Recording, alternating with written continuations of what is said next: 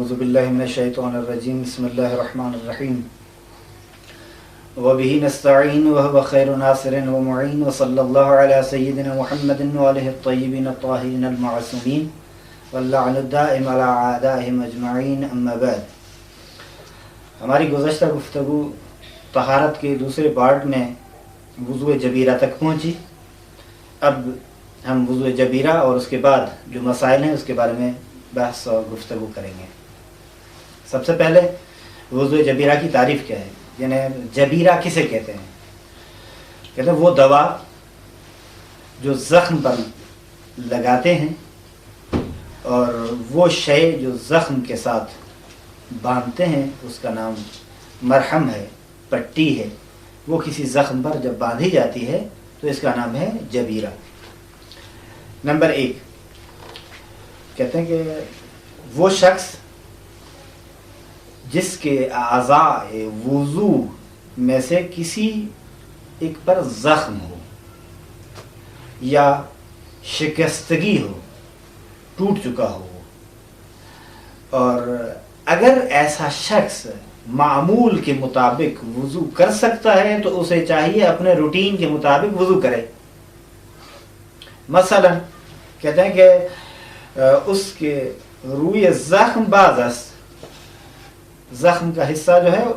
اس کا منہ جو ہے وہ کھلا ہوا ہے اور پانی کا استعمال اس کے لیے نقصان دہ اور مضر نہیں ہے۔ نمبر 2 روئے زخم بستے زخم کا منہ جو ہے وہ بند ہے لیکن کھولنا پٹی کا اس کے لیے ممکن ہے اور پانی بھی نقصان دہ اس کے لیے نہیں ہے، تو اس صورت میں بھی اسے معمول کے مطابق وضو کرنا چاہیے۔ بس یہ 2 صورتیں ہوئی کہ باوجود اس کے کہ اعضاء وضو میں سے کوئی زخمی جگہ یا کسی جگہ میں شکستگی تھی اور وہ جگہ مثلا وہ مقام ٹوٹ گیا تھا، تو اس صورت میں اگر معمول کے مطابق کر سکتا ہے، یہ 2 صورتیں تھیں کہ بیان کیا، تو معمول کے مطابق وضو کرے گا۔ دوسرے نمبر پر یہ ہے کہ اگر زخم اس کے چہرے پر ہو یا اس کے ہاتھوں پر ہے اور وہ اس کا منہ جو ہے کھلا ہو اور پانی کا استعمال اس کے لیے پانی کا ڈالنا و آب ریختن روئے آن اور اس پر پانی ڈالنا اس کے لیے نقصان دہ ہو، اگر اطراف عربی شوید کافیس، ایسے شخص کو چاہیے کہ اس کے اطراف کو دھو لے، یہی اس کے لیے کافی ہے۔ نمبر 3 تیسری صورت یہ ہے کہ اگر زخم یا شکستگی در جلوی سر یا روئے پاہاس، صورتیں بن رہی نا کہ سر کے اگلے حصے پر زخم ہے یا مثلا وہ شکستگی ہے یا نہیں اصلا پاؤں ٹوٹا ہوا ہے، یا آپ کی خدمت میں عرض کروں کہ پاؤں میں زخم ہے موجود، چاہے زخمی ہو پاؤں یا ٹوٹا ہوا ہو، ان دونوں صورت میں، اور ان کا منہ جو ہے وہ اس زخم کا کھلا ہوا ہے اور مسح بھی نہیں کر سکتا، قدرت نہیں ہے، نہ توانت مسح کرنے کی قدرت اس میں نہیں ہے، تو اسے کیا کرنا چاہیے؟ کہتے ہیں کہ ایک پاک کپڑا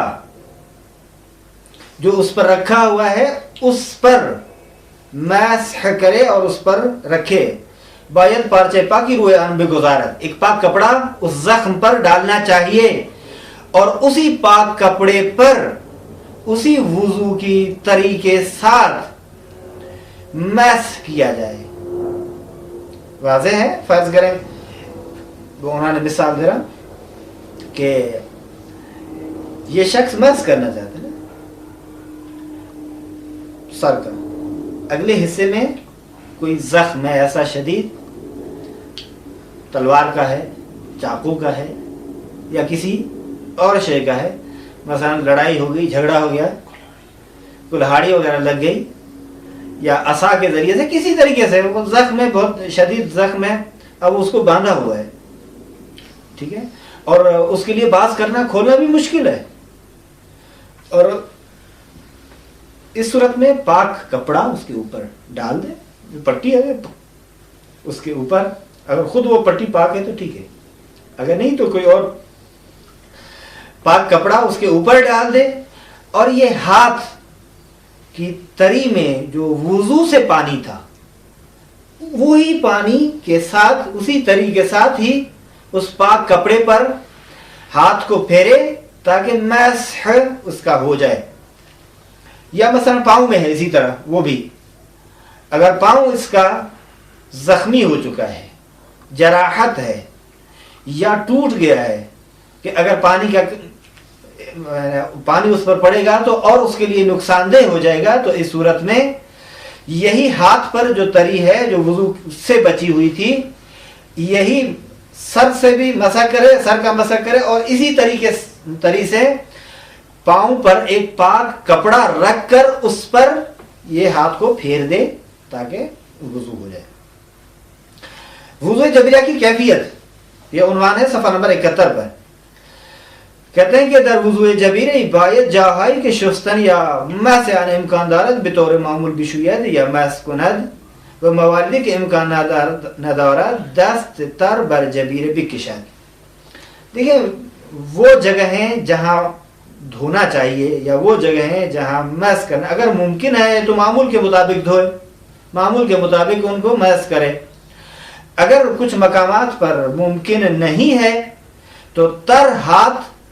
کو اسی جبیرے پر پھیر دے, وہ پٹی اور مرہم پر, زخم پر پھیر دے تاکہ وضو اس کا ہو جائے. چند مسائل یہاں بیان کر رہے ہیں, 5 مسئلے ہیں. سب سے پہلا مسئلہ یہ ہے, کہتے ہیں کہ اگر جبیرے بیش از حد معمول اطراف زخم را بپوشاند پوشانده باشد و برداشتن ناممکن نیست, باید وضو جبیره گرفته و بنابر احتیاط واجب تیمم انجام دهد. اگر جبیرہ اور وہ مرہم پٹی جو زخم پہ ہے وہ زخم کے اطراف کو حد سے بڑھ کر چھپا دیا ہے, مخفی کیا ہوا ہے. مثلا فقط زخمی جگہ جو ہے ہاتھ ہے, لیکن وہ پورے اس کو اپنے لپیٹ میں اس نے لے لیا ہے. جس طرح ہاتھ اگر ٹوٹ جاتا ہے تو مکمل کو باندھتے ہیں, ٹھیک ہے. مثلا ہاتھ یہاں سے ٹوٹا ہے لیکن وہ یہاں سے لے کر پوری کونی سے لے کر وہ باندھتے ہیں. کہتے ہیں اس صورت میں اس کو چاہیے کہ جہاں ممکن ہو, جہاں ممکن نہ ہو معمول کے مطابق دھونا, وہاں وہ بیان ہو چکا نا. یہ دوسرا میں کہتے ہیں کہ وہ احتیاط واجب کی بنا پر وہ ہو چکا مسئلہ. میں پھر عرض کر رہا ہوں, چند مسئلے کے عنوان میں یہ بیان کر رہے ہیں کہ اگر جبیرہ جو ہے حد معمول سے زخم کے اطراف کو ڈھانپ لیا ہو, پوشیدہ کیا ہو, اور اس کا اتارنا بھی ممکن نہ ہو, تو اسے چاہیے وضو جبیرہ کرے. اور احتیاط واجب یہ ہے کہ تیمم بھی انجام دے. نمبر 2, جو شخص نہیں جانتا کہ اس کا وظیفہ وضو جبیرہ ہے یا تیمم ہے تو اس کے لیے احتیاط واجب کی بنا پر دونوں کو انجام دینا چاہیے, تیمم بھی کرے اور وضو جبیرہ بھی انجام دے. نمبر 3, کہتے ہیں کہ اگر جبیرہ تمام پوری یہ جو صورت ہے, پورا جو چہرہ ہے, یا ہاتھوں میں سے مکمل ایک ہاتھ کو گھیرا ہوا ہو اس نے, تو وضو جبیرہ کافی ہے. 4 نمبر پر کہتے ہیں کہ اگر کسی کے ہتھیلی پر و انگشتہ جبیرے دارد, یا مثلا ہتھیلی پر یا انگلیوں پر جبیرہ ہے, تو وضو کے وقت تر ہاتھ, مرطوب ہاتھ کو اس پر کھینچے, می توانا سر و پارا و ہمان رطوبت محض کند, اور یہی شخص اسی سر اور پاس اسی طریقے سے اسی سر اور پا کا مسح کرے. می توانا سر و پارا و ہم رطوبت میں, اسی طریقے سے اسی رطوبت سے سر کا اور پاؤں کا مسح بھی کر سکتا ہے. یا یہ کہ یا جاہا یہ دیگر وضو رطوبت بگیرد, کہتے ہیں یا نہیں, اصلا جہاں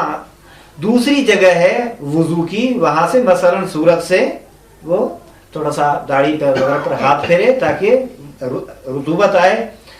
اور تری آ جائے اسی تری اور رطوبت سے پھر مسح کرے۔ نمبر 5واں مسئلہ یہ کہ اگر پیشانی میں یا ہاتھ میں چند جبیرہ ہو، چند زخم ہو اور زخموں پر پٹی ہو، باید بین آنہا بشویت، ان کے درمیان میں جو فاصلہ ہے اس کو دھونا چاہیے۔ خود اس مقام پر پانی استعمال نہ کرے اگر مضر ہو تو، جہاں پٹی بندھی ہوئی ہے، لیکن ایک پٹی اور دوسری پٹی کے درمیان والا جو حصہ ہے اس کو دھونا چاہیے۔ وہ اگر جبیرہ در سر یا روئے پاہا باشد باید بین انر میس کند، کہتے ہیں کہ اگر سر پر چند جگہ پٹی باندھی ہو ادھر سے تو کہتے ہیں کہ یا فرض کریں پاؤں پر، پاؤں کا اوپر والا حصہ جو ہے اگر جبیرے ہوں تو ان کے درمیان میں جو حصہ خالی ہے اس پر میس کریں۔ ودر جاہا یہ کہ جبیرس باید بدستور جبیرے عمل کند، اور جہاں جہاں جبیرہ ہے وہاں جہاں پٹیاں بندھی ہوئی ہیں وہاں اسی جبیرے کے حکم کے مطابق عمل کرے گا۔ یہ صفحہ نمبر 72 پر مسائل تھے، اور صفحہ نمبر 71 پر 70 71 اور 72 پر مسائل تھے جو جبیرے کے ساتھ ہیں۔ اب صفحہ نمبر 72 پر شکیات وضو کے متعلق تقریباً 9 مسائل ہیں جن کو یہ بیان کر رہے ہیں۔ سب سے پہلے یہ ہے کہ جو شخص شک کرے کہ وضو کیا ہے یا نہیں تو اسے وضو کرنا چاہیے، ٹھیک ہے۔ اگر پہلے وضو کیا ہو اور پھر شک کرے کہ وضو باقی ہے یا نہیں ہے تو اس صورت میں چونکہ پہلے یقین تھا اور وضو ہونے کا یقین تھا، وضو کے ٹوٹنے کا شک تھا، تو بس وضو باقی ہے۔ نمبر 2، اگر انسان در بین نماز شک کند وضو گرفتے یا نہ نماز باطل ہے، نماز میں شروع ہو چکا ہے، دوران نماز یہ شک میں پڑ گیا کہ یار وضو بھی کیا ہے یا نہیں تو نماز باطل ہے، سب سے پہلے جائے وضو کرے اور پھر نماز کو دوبارہ پڑھے۔ نمبر 3 کہتے ہیں کہ اگر نماز پڑھنے کے بعد یہ شک کرے کہ وضو کے ساتھ نماز ادا کی ہے یا نہیں تو جو نماز پڑھ چکا ہے وہ صحیح ہے، لیکن بعد میں آنے والی نمازوں کے لیے اسے وضو کرنا چاہیے۔ نمبر 4، اگر یقین ہے، اسے علم ہے، جانتا ہے کہ وضو کیا ہے لیکن شک کرتا ہے کہ اس کا وضو باطل ہو چکا ہے یا نہ، مثلا نہیں جانتا کہ اس سے کوئی حدث صادر ہو چکا ہے یا نہ، تو اپنے شک کی پرواہ نہیں کرنی چاہیے اسے، اور دوبارہ وضو ضروری اور لازم نہیں ہے، یہ ابھی میں بیان کر چکا ہوں آپ کے سامنے۔ نمبر 5 کہتے ہیں اگر وضو کے دوران بین وضو شک کرے کہ گزشتہ اعضاء جو تھے وہ انجام دیے ہیں یا نہیں، انچرا شک دارد باید انجام دے۔ مثلا فرض کریں، یہ آپ کی خدمت میں عرض کروں کہ اب مس تک پہنچا ہے، ٹھیک ہے، سر کا مس کرنا چاہتے ہیں، اب شک کر رہا ہے کہ بایاں ہاتھ دھویا تھا یا نہیں، دایاں ہاتھ دھویا تھا یا نہیں دھویا تھا، تو کہتے ہیں کہ اعضاء گزشتہ کے بارے میں اگر اس کو شک ہے، اگر در بین وضو شک کند بعضی از اجزاء گزشتے آن انجام داده است یا نہ، شک کرے کہ میں دایاں بازو دھو چکا ہوں یا نہ، یا بایاں بازو دھو چکا ہوں یا نہ، کہتے ہیں کہ جس میں شک ہے وہاں سے شروع کرے۔ اب ضروری نہیں ہے کہ اب چہرے سے دوبارہ شروع کرے، نہیں، چہرے کے بارے میں تو شک نہیں ہے نا، اسے اس کو شک ہے دائیں بازو کے بارے میں تو ظاہر ہے دائیں بازو سے شروع کرے گا، اگر شک ہے بائیں بازو کے بارے میں تو دائیں بازو نہیں دھوئے گا، بائیں بازو ہی دھوئے گا اور پھر آگے بڑھے۔ مثل یہ کہ ہنگامی مس ہے پا شک میکند کے سر را مس کر دے، یا دوسری مثال جو یہ دے رہے ہیں، مثلا پاؤں کا مسح کر رہا ہے، اب یہ اس کو شک ہوا کہ پتہ نہیں سر کا مسح کیا ہے یا نہیں کیا، اس صورت میں اس سے چاہیے کہ پہلے سر کا مسح کرے اور پھر پاؤں کا مسح کرے۔ چھٹے نمبر پر یہ کہہ رہے ہیں کہ پس از وضو در انجام دادن جزئی از آن و یا صحیح بودن